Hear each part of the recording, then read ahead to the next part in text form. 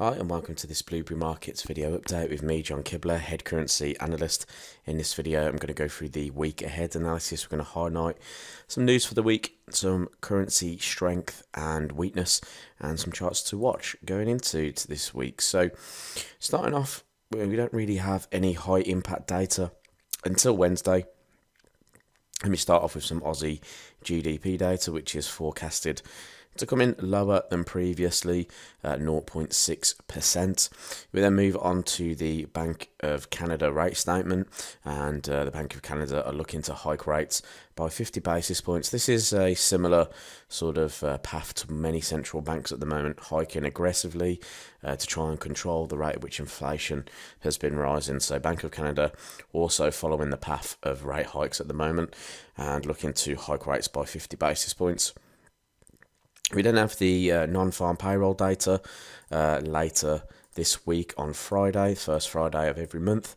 We see non-farm employment change, and it's looking to come in at 325,000 jobs, which is still a substantial number of jobs being created despite the recent rise of interest rates. Usually when a central bank hikes interest rates, the unemployment rate will go up and the jobs created would lower. So they are lowering on forecasts, but still 325,000 jobs is still a decent number of jobs to be created. The unemployment rate is what investors will be looking at. Does the unemployment rate rise? If it does that show that the rate hikes are working essentially? So interesting to watch those reports this week. Currency strength meter then, so we can see that the Aussie is still in a reversal zone just through here. Looking for the Aussie to start to potentially bounce from this area. That will give us a nice reversal opportunity for the Australian dollar, but at the moment still on the weaker side of things. But doesn't mean that we can't take a look at Aussie against the weakening currencies. So you can see here US dollar at these highs starting to weaken slightly now, so looking for those potential dollar shorts to continue in the short term. We can see as well Kiwi and pound moving to the upside, as well as yen, so there could be some opportunities around those currencies. Moving on to Kiwi US dollar then, so we can see here what I've basically done is just highlighted the weekly profiles again. Like Kiwi upside, as you can see from the strength meter before, dollar moving to the downside, Kiwi moving to the upside. So I want to be potentially following this outlook that there is here at the moment, which is basically the market in an upward trend. Last week we had a period of consolidation, and then towards the end of the week we started to break out of that consolidation, pushing to the upside, and I'm expecting price to maybe come and retest 6.560 or 6.570 this week. You can see from the volume profiles there's actually a sort of low volume area through here, or what they call a single print area on the volumes where this candlestick came into play. So looking to see if price would actually retest that. If it does retest that, we could look for some short-term downside positions, perhaps back into this area here around about 6.480. We've got last week's value area high, as well as last week's point of control around this level. So this could offer some potential opportunities to the upside for Kiwi US dollar. If we break out of this high, this single print area, then the next stop's going to be 66.17.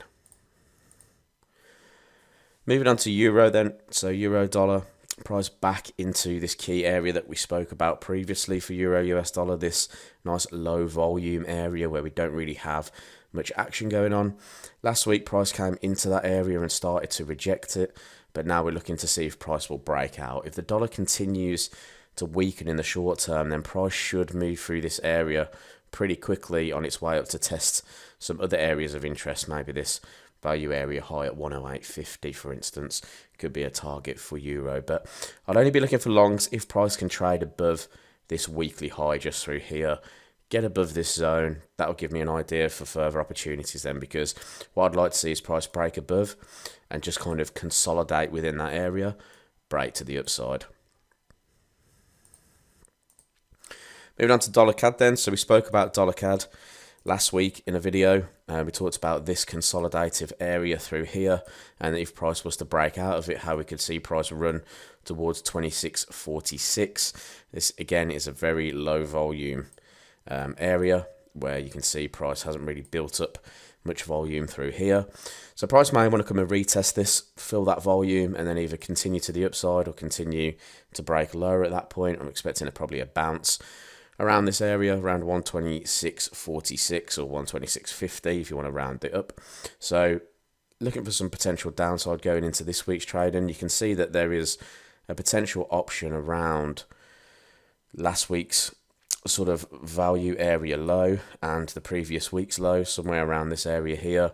Lots of low volume around that point, but also kind of the larger volume from last week as well. So if price was to rally back into this area, I'd happily look for some potential short opportunities around 127.75.